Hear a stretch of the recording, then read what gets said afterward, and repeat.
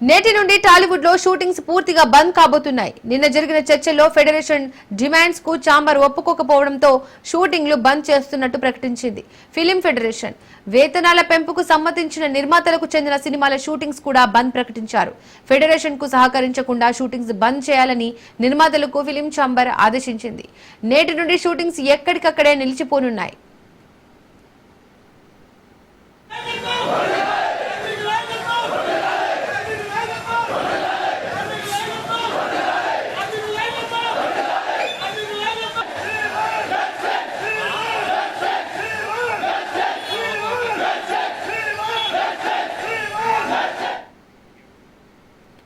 Conditions కు federation okay అంటేనే వేతనాలు పెంచుతామని నిర్మాతలు చెప్పారు.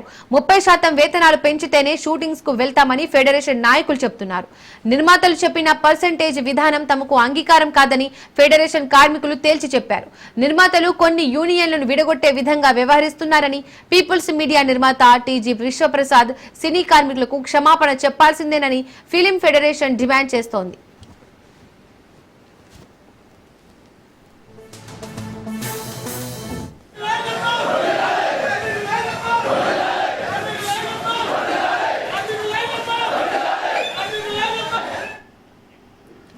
షూటింగ్స్ బంద్ నేపథ్యంలో ఇవాళ నిర్మాతలు ఫెడరేషన్ నాయకులతో తెలంగాణ సినిమాటోగ్రఫీ మంత్రి కోమటిరెడ్డి చర్చలు జరపబోతున్నారు. ఫెడరేషన్ నాయకులు ఇవాళ మధ్యాహ్నం మంత్రి కోమటిరెడ్డిని కలిసే అవకాశం ఉంది. వీలైనంత త్వరగా ఈ సమస్యను పరిష్కరిస్తామని ఇప్పటికే మంత్రి చెప్పారు. ఇక మరోవైపు టాలీవుడ్ లో నెలకొన్న ఈ వివాదం త్వరలోనే ముగిసి షూటింగ్స్ మళ్లీ స్టార్ట్ అవ్వాలని నిర్మాతలు కోరుకుంటున్నారు. ఖమ్మం జిల్లాలోని వంగవీడు వద్ద వైరా నదిపై 630 కోట్ల రూపాయలతో జవహర్ ఎత్తిపోతల పథకానికి డిప్యూటీ సీఎం భట్టి విక్రమార్కతో కలిసి ఉత్తమ్ కుమార్ రెడ్డి, కొమ్మిరెడ్డి వెంకటరెడ్డి, పొంగులెట్టి శ్రీనివాసరెడ్డి, వాకిటి శ్రీహరి శంకుస్థాపన చేశారు. నాగార్జున సాగర్ నీరు ద్వారానే ఈ ప్రాంతం సస్యశ్యామలమైందని అన్నారు డిప్యూటీ సీఎం భట్టి విక్రమార్క. మదిర, ఎర్రుపాలెం మండలాలు సాగర్ జోన్ 3 నుండి జోన్ 2 గా మారాయన్నారు. బనకచెర్ల రాయలసీమ లిఫ్ట్ ఇరిగేషన్ ప్రాజెక్టులు మంత్రి ఉత్తమ్ కుమార్ రెడ్డి కృషి వల్లే ఆగిపోయాయి. రాష్ట్రంలో ప్రత్యేక రాష్ట్రాల యొక్క పెద్ద ఎత్తున ఉద్యమాలు జరగటం, ఆనాడు ఇరిగేషన్ శాఖ మంత్రిగా ఉన్నటువంటి సుదర్శన్ రెడ్డి గారి దగ్గరికి ఫైల్ వచ్చేటప్పటికే మేము చేయమని అడిగినప్పటికి కూడా ఆ ఉద్యమాల సంగతిలో ఆ ఇబ్బందుల్లో ఆ ఫైల్ పక్కన పడిపోయింది. తిరిగి మళ్లీ రాష్ట్రం 10 సంవత్సరాలు టిఆర్ఎస్ నాయకత్వంలో ఈ రాష్ట్రం మనందరికీ తెలిసిందే ధనిక రాష్ట్రంగా ఉన్నప్పటికి కూడా, నీళ్ల కోసమే తెచ్చుకున్న రాష్ట్రం అయినప్పటికి కూడా ఒక్క చుక్క నీటిని కూడా నీటిపారుదల ప్రాజెక్టుల ద్వారా భూములకి మళ్లించేటువంటి కార్యక్రమం చేపట్టకపోగా ఆనాటి ఉమ్మడి రాష్ట్రంలో మొదలుపెట్టినటువంటి ప్రాజెక్టులు కూడా కట్టకుండా గాలికి వదిలేయటం వల్ల ఈ రోజు రాష్ట్రం అంతా కూడా పెద్ద ఎత్తున ఇబ్బంది పడుతున్నటువంటి సంగతి కూడా మీ అందరికీ తెలిసిందే. మిగతా ప్రాజెక్టులకు సంబంధించి నేను వాటి జోలికి పోను, కానీ చివరికి జవహర్ జాలిముడి ప్రాజెక్టు కూడా ఈ 10 సంవత్సరాలు అనేక సందర్భాల్లో ఆ ప్రభుత్వానికి శాసనసభలో బయట చెప్పుకుంటూ వచ్చాను. ప్రతి సందర్భంలో దానికోసం గొంతెత్తి మాట్లాడాను. ఈ ప్రాంత ప్రజల గుండె చప్పుడే శాసనసభలో వినిపించాను కూడా. కానీ దయలేని ఆనాటి ప్రభుత్వం దీన్ని పక్కన పెట్టి గాలికి వదిలేసింది తప్ప దీనికి రూపాయి కూడా శాంక్షన్ చేయాలనే ఆలోచన చేయలేదు. తిరిగి మన ప్రభుత్వం ఇందిరమ్మ రాజ్యం వచ్చిన తర్వాత ఈనాడు ఇరిగేషన్ శాఖ మంత్రిగా సుదీర్ఘ కాలం పిసిసి ప్రెసిడెంట్ గా పనిచేసినటువంటి ఉత్తమ్ కుమార్ రెడ్డి గారు ఇరిగేషన్ మంత్రిగా అయితే నేను వారి దృష్టికి తీసుకొచ్చాను. ఈ కార్యక్రమంలో పాల్గొనడం నాకు ఎంతో సంతోషకరం. నిజంగా మధిర నియోజకవర్గానికి ఇది గేమ్ చేంజర్. దీనికి చాలా సూటబుల్ గా జవహర్ లిఫ్ట్ ఇరిగేషన్ పథకం అని పేరు పెట్టింది మీ భట్టి విక్రమార్క గారే. ఆయన నిజంగా నా ఎంబడబడ్డాడు. అసలు ఇది మంజూరు లేట్ అయితే నన్ను తిట్టంలో లేదు. అసలు ఎందుకు లేట్ చేస్తున్నారు సరే అటు తిరిగి ఇటు తిరిగి మరి ఇది మంజూరై ఈరోజు శంకుస్థాపన కార్యక్రమం రావడం నిజంగా మనస్ఫూర్తిగా మరి హ్యాపీగా ఉన్నాను, సంతోషంగా ఈ కార్యక్రమంలో పాల్గొంటున్నానని చెప్పి నేను మనం చేస్తున్నా. ఈ జవహర్ ఎత్తిపోతల పథకానికి 630 కోట్ల రూపాయలు మంజూరైనవి. ఈ టెండర్ కూడా పూర్తయింది, పని కూడా అవార్డ్ అయింది. కాంట్రాక్టర్ గారు మనం చేస్తున్నా ఈ లిఫ్ట్ ఇరిగేషన్ స్కీము 1 సంవత్సరంలో పూర్తి చేయాలి. వేదిక నుంచి కాంట్రాక్టర్ కి సిఈ చెప్తున్నా 1 సంవత్సరంలో పూర్తి చేసే అవకాశం ఉంది. అంత కాంప్లికేటెడ్ వర్క్ ఏం కాదు. తప్పనిసరిగా 1 సంవత్సరంలో ఈ పని పూర్తి చేయాలని ఇరిగేషన్ మంత్రిగా కాంట్రాక్టర్ కి చీఫ్ ఇంజనీర్ కూడా నేను విజ్ఞప్తి చేస్తున్నా. ఏపీ లిక్కర్ స్కామ్ కేసులో సిట్ దూకుడు పెంచింది. ఇవాళ అడిషనల్ ఛార్జ్ షీట్ దాఖలు చేసే అవకాశం ఉంది. అయితే ఈ అడిషనల్ ఛార్జ్ షీట్ లో సిట్ ఏ అంశాలను ప్రస్తావిస్తోందనేది ఉత్కంఠగా మారింది. ఇవాళతో ధనుంజయ కృష్ణమోహన్ అరెస్టుకు 90 రోజులు అవుతుండగా లిక్కర్ కేసులో ఇప్పటికే తెరపైకి 11 కోట్ల సీజ్ వ్యవహారం రాగా మొత్తం 12 మంది అరెస్ట్ చేశారు. ధనుంజయ కృష్ణమోహన్, బాలాజీ, గోవిందప్ప పాత్రపై అడిషనల్ ఛార్జ్ షీట్ లో సిట్ కీలక విషయాలు ప్రస్తావించనుంది.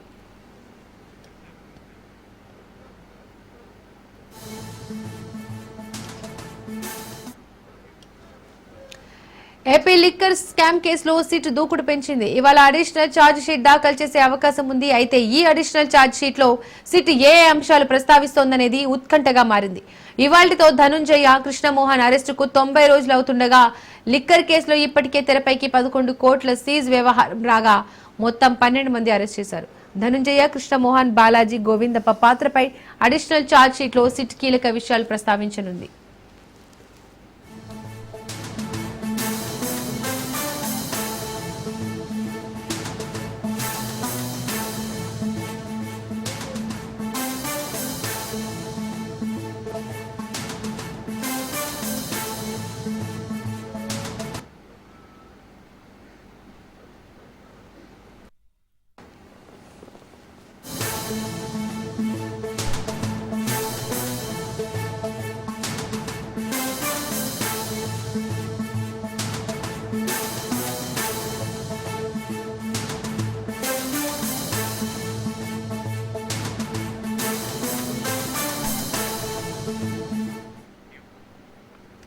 తెలుగు రాష్ట్రాలకు రెయిన్ అలర్ట్ జారీ అయింది. ఇవాళ తెలంగాణలో భారీ వర్షాలు పడే అవకాశం ఉందని వాతావరణ శాఖ హెచ్చరించింది. పలు జిల్లాలకు యెల్లో అలర్ట్ జారీ చేసింది. ములుగు, భద్రాద్రి, ఖమ్మం, వికారాబాద్, కామారెడ్డి, సంగారెడ్డి, మెదక్ జిల్లాలకు యెల్లో అలర్ట్ జారీ చేశారు. పలు జిల్లాలకు ఆరెంజ్ అలర్ట్ జారీ చేశారు. గంటకు 40 కిలోమీటర్ల వేగంతో ఈదురుగాలులు వీచే అవకాశం ఉంది. ఇక మరోవైపు ఏపీకి యెల్లో అలర్ట్ జారీ చేసింది వాతావరణ శాఖ. ఏపీలో పలు జిల్లాల్లో భారీ వర్షం పడే అవకాశం ఉందని హెచ్చరించింది. పల్నాడు, ప్రకాశం, కర్నూలు జిల్లాలో భారీ వర్షం పడే అవకాశం ఉంది. తిరుపతి, కడప, నంద్యాల, సత్యసాయి జిల్లాలో వర్షాలు పడతాయని వాతావరణ శాఖ హెచ్చరించింది.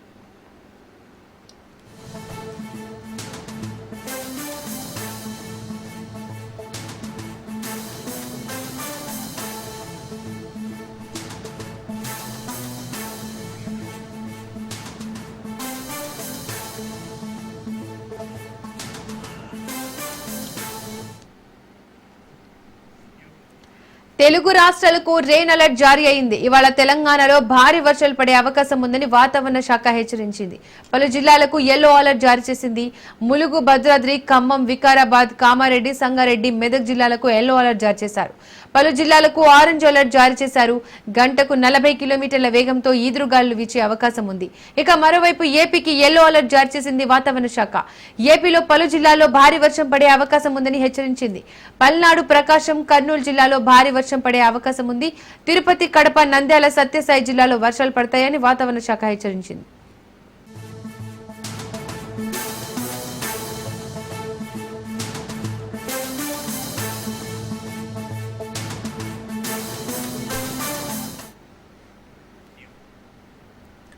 రేపు పులివెందుల ఒంటిమిట్టలో జడ్పీటీసీ బైపోల్స్ జరగనున్నాయి. పోలింగ్ కు ఏర్పాట్లు చేస్తున్నారు అధికారులు.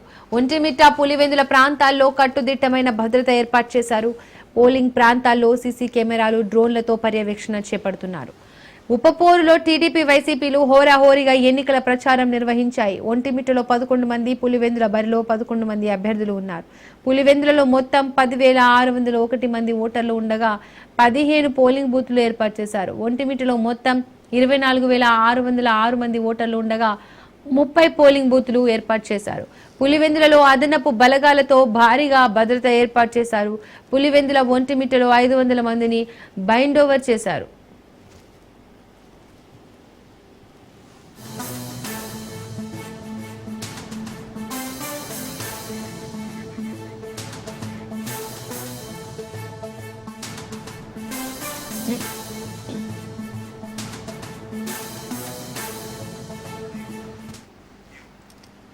రేపు పులివెందుల ఒంటిమిట్టలో జడ్పీటీసీ బైపోల్స్ జరగనున్నాయి. పోలింగ్ కు ఏర్పాట్లు చేస్తున్నారు అధికారులు. ఒంటిమిట్ట, పులివెందుల ప్రాంతాల్లో కట్టుదిట్టమైన భద్రత ఏర్పాటు చేశారు. పోలింగ్ ప్రాంతాల్లో సీసీ కెమెరాలు, డ్రోన్లతో పర్యవేక్షణ చేపడుతున్నారు. ఉప పోరులో టీడీపీ, వైసీపీలు హోరాహోరీగా ఎన్నికల ప్రచారం నిర్వహించాయి. ఒంటిమిట్టలో 11 మంది, పులివెందుల బరిలో 11 మంది అభ్యర్థులు ఉన్నారు. పులివెందులలో మొత్తం 10,601 మంది ఓటర్లు ఉండగా 15 పోలింగ్ బూత్లు ఏర్పాటు చేశారు. ఒంటిమిట్టలో మొత్తం 24,606 మంది ఓటర్లు ఉండగా 30 పోలింగ్ బూత్లు ఏర్పాటు చేశారు. పులివెందులలో అదనపు బలగాలతో భారీగా భద్రత ఏర్పాటు చేశారు. పులివెందుల, ఒంటిమిట్టలో 500 మందిని బైండ్ ఓవర్ చేశారు.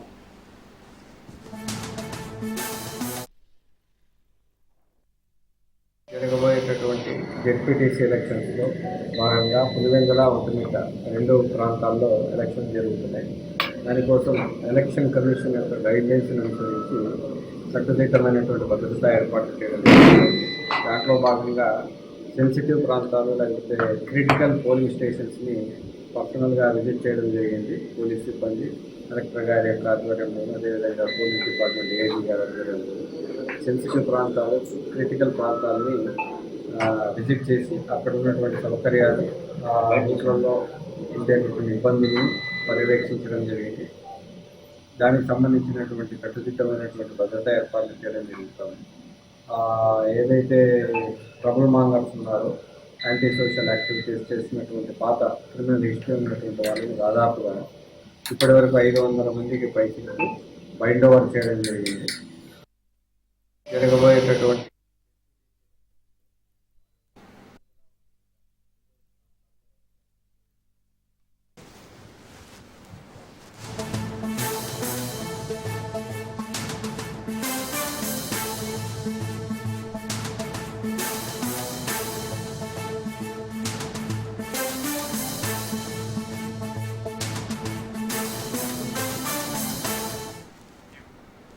ఆడదాం ఆంధ్ర కార్యక్రమంపై విజిలెన్స్ విచారణ ముగిసింది. ఇవాళ ప్రభుత్వానికి విజిలెన్స్ అధికారుల నివేదిక ఇవ్వనున్నారు. గత ప్రభుత్వంలో 119 కోట్లతో ఆడదాం ఆంధ్ర కార్యక్రమం నిర్వహించగా ఇందులో భారీగా అవినీతి జరిగిందని కూటమి ఆరోపిస్తోంది.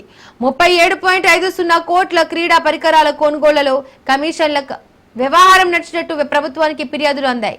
ఢిల్లీ, యూపీ, బెంగళూరు ప్రాంతాలకు చెందిన 6 సంస్థల నుండే క్రీడా పరికరాలు కొనుగోలు చేసినట్టు ఆరోపణలు ఉన్నాయి. క్రీడలతో సంబంధం లేని రోడ్లు, భవనాల శాఖ ద్వారా టెండర్లు పిలిచి సరఫరా సంస్థలను ఎంపిక చేయడంపై అనుమానాలు వ్యక్తం చేస్తున్నారు. ఆడుదాం ఆంధ్రకు ఖర్చు చేసిన 119 కోట్లలో 40 కోట్ల అవినీతి జరిగినట్టు విజిలెన్స్ రిపోర్టు సిద్ధం చేసింది.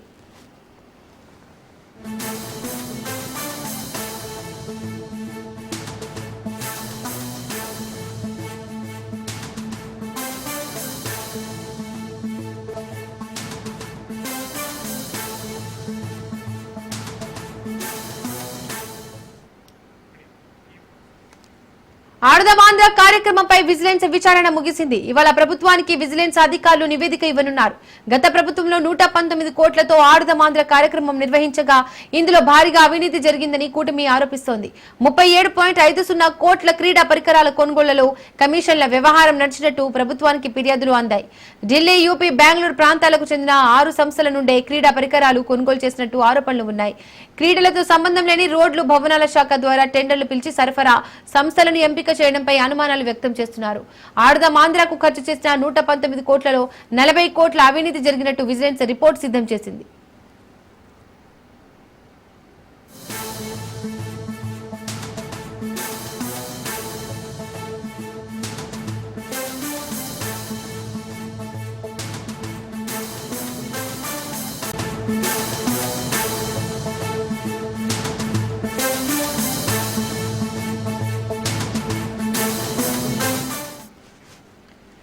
ఏపీలో కొత్త జిల్లాల కూర్పులపై ప్రభుత్వం కసరత్తు చేస్తోంది. జిల్లాల సంఖ్య 26 నుండి 32కు పెంచే అవకాశం ఉంది.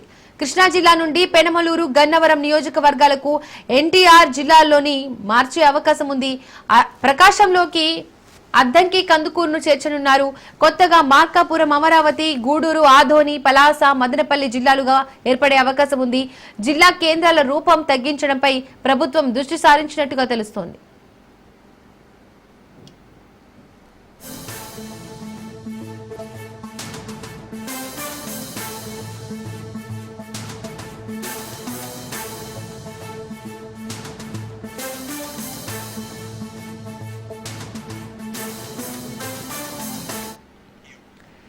ఏపీలో కొత్త జిల్లాల కూర్పులపై ప్రభుత్వం కసరత్తు చేస్తోంది.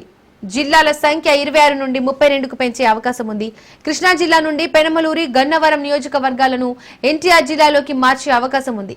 ప్రకాశంలోకి అద్దంకి, కందుకూరును చేర్చనున్నారు. కొత్తగా మార్కాపురం, అమరావతి, గూడూరు, ఆదోని, పలాస, మదనపల్లి జిల్లాలుగా ఏర్పడే అవకాశం ఉంది. జిల్లా కేంద్రాల దూరం తగ్గించడంపై ప్రభుత్వం దృష్టి సారించినట్టుగా తెలుస్తోంది.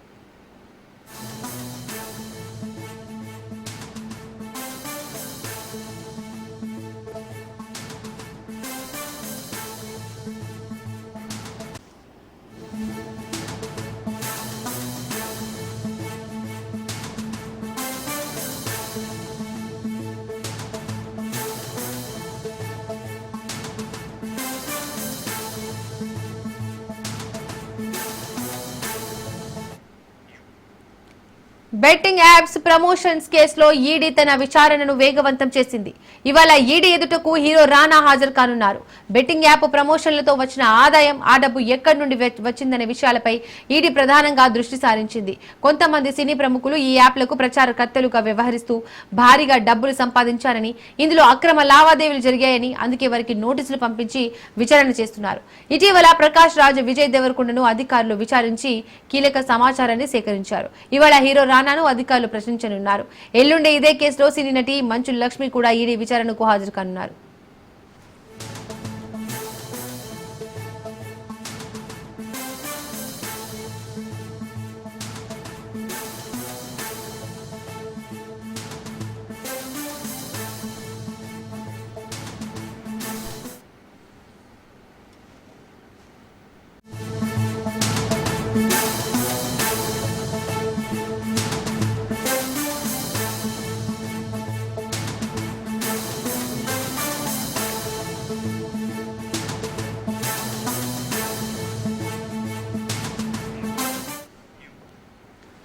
పశ్చిమ టర్కీలో భారీ భూకంపం సంభవించింది. ఈ ప్రకృతి విపత్తు కారణంగా ఒకరు మృతి చెందగా 10ల సంఖ్యలో గాయపడ్డారు. భూకంప తీవ్రతకు 16 భవనాలు కుప్పకూలినట్లు టర్కీ అంతర్గత వ్యవహారాల మంత్రి అలీ యొర్లికాయ వెల్లడించారు. దేశంలోని అతిపెద్ద నగరమైన ఇస్తాంబుల్తో సహా పలు ప్రావిన్స్లలో భూ ప్రకంపనలు సంభవించడంతో ప్రజలు భయాందోళనకు గురయ్యారు. స్థానిక కాలమానం ప్రకారం రాత్రి 7:53 ఈ భూకంపం సంభవించింది. బలికేసిర్ ప్రావిన్స్ లో భూమికి కేవలం 11 మీటర్ల లోతులో భూకంప కేంద్రం ఉన్నట్లు గుర్తించారు. భూ ఉపరితలానికి అతి సమీపంలో భూకంపం రావడంతో నష్టం తీవ్రత ఎక్కువగా ఉందని అధికారులు తెలిపారు. German research centre for geosciences దీని తీవ్రతను 6.19గా నమోదు చేసింది.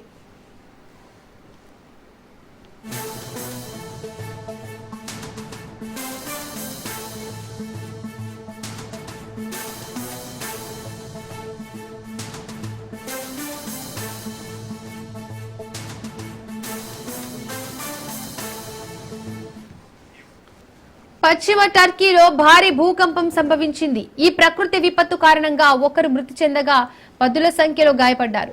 భూకంప తీవ్రతకు 16 భవనాలు కుప్పకూలినట్లు టర్కీ అంతర్గత వ్యవహారాల మంత్రి అలీ యొర్లికాయ వెల్లడించారు. దేశంలోని అతిపెద్ద నగరమైన ఇస్తాంబుల్తో సహా పలు ప్రావిన్స్లలో భూకంపాలు సంభవించడంతో ప్రజలు భయాందోళనకు గురయ్యారు. స్థానిక కాలమానం ప్రకారం రాత్రి 7:53 ఈ భూకంపం సంభవించింది. బలికేసిర్ ప్రావిన్స్ లో భూమికి కేవలం 11 మీటర్ల లోతున భూకంప కేంద్రం ఉన్నట్లు గుర్తించారు. భూ ఉపరితలానికి అతి సమీపంలో భూకంపం రావడంతో నష్టం తీవ్రత ఎక్కువగా ఉందని అధికారులు తెలిపారు.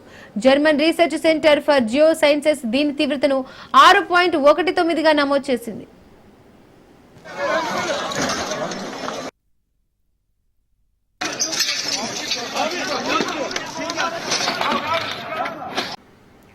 కాంగ్రెస్ క్రమశిక్షణ కమిటీ సమావేశం జరిగింది. వచ్చిన ఫిర్యాదులపై క్రమశిక్షణ కమిటీలో చర్చించామని క్రమశిక్షణ కమిటీ చైర్మన్ మల్లు రవి అన్నారు.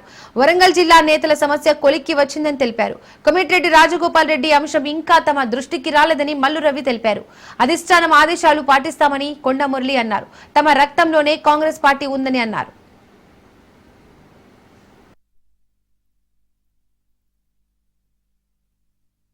భవిష్యత్తులో కాంగ్రెస్ పార్టీ కోసం కలిసికట్టుగా పనిచేయడానికి ఒప్పుకున్నారు కాబట్టి ఈ నిర్ణయం జరిగింది.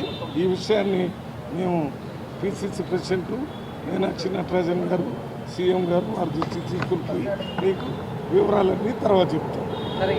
ఇష్యూస్ కోమటిరెడ్డి రాజగోపాల్ రెడ్డి గారి సబ్జెక్టు ఇంకా మా కమిటీ దృష్టికి రాలేదు.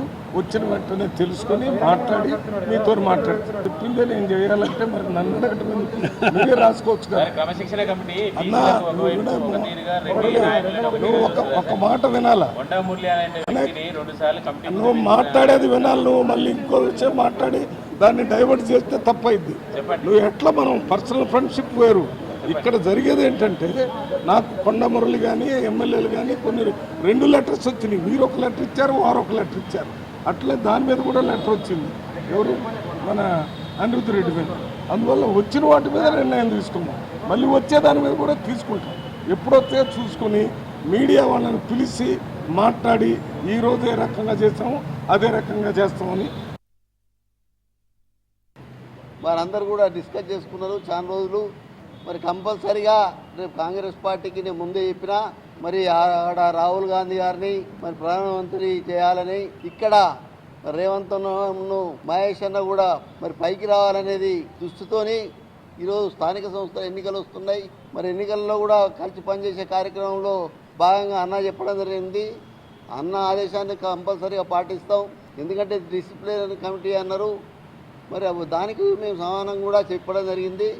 వారు సాటిస్ఫై అయినరు. కాబట్టి ఇప్పుడు కాదు ఎప్పుడు కూడా మా కాంగ్రెస్ పార్టీ మా రక్తంలో ఉన్నది. కాబట్టి ఇందులో ఇమ్మడలేము. కాంగ్రెస్ పార్టీని అయితేనే ఇమ్ముతాము. కాబట్టి మీ పార్టీలకు రావడం జరిగింది. మరి ఈరోజు ఒకటే మాట చెప్తున్నా, కాంగ్రెస్ పార్టీ ఏ ఆదేశం ఇస్తే దాన్ని తూచా తప్పకుండా ఆచరణ పెడతానని తెలియజేస్తాను. రైట్. ఇక ఇవాళ ఢిల్లీలో ఇండియా కూటమి ఎంపీల ర్యాలీ కొనసాగనుంది. రాహుల్ నేతృత్వంలో పార్లమెంట్ నుండి ర్యాలీ నిర్వహించనున్నారు. ఓట్ల చోరీపై ఎన్నికల సంఘానికి రాహుల్ గాంధీ సవాల్ చేశారు. ఈసీ అపాయింట్మెంట్ ను ప్రతిపక్షాలు కోరాయి.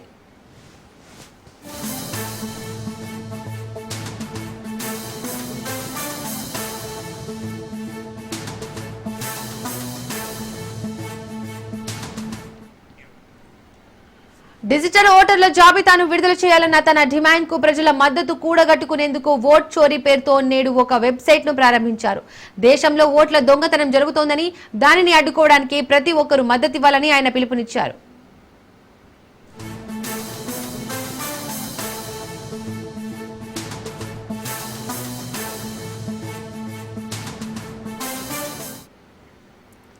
ప్రజలు, పార్టీలు ఓటర్ల జాబితాను తనిఖీ చేసుకునేందుకు వీలుగా ఈసీఐ పారదర్శకంగా వ్యవహరించి డిజిటల్ ఓటర్ల జాబితాను విడుదల చేయాలని ఆయన డిమాండ్ చేశారు.